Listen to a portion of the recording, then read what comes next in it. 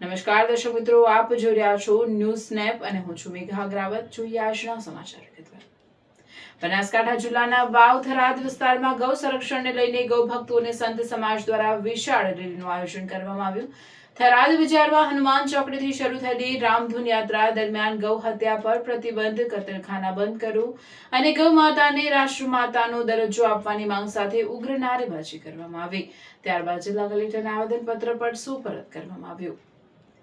વાવ થરાદ જિલ્લાના થરાદ તાલુકાના થરાદ બજારમાં હનુમાન ચોકડીથી રામધૂન અને ગૌ હત્યા પર પ્રતિબંધ મૂકો, કતલખાના બંધ કરો અને ગૌ માતાને રાષ્ટ્રમાતાનો દરજ્જો આપવો જાહેર કરો તેવા નારા બોલાવવામાં આવ્યા।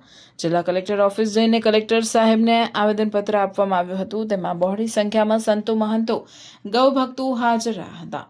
અહેવાલ ખેતગીરી ગોસ્વામી, વાવ થરાદ।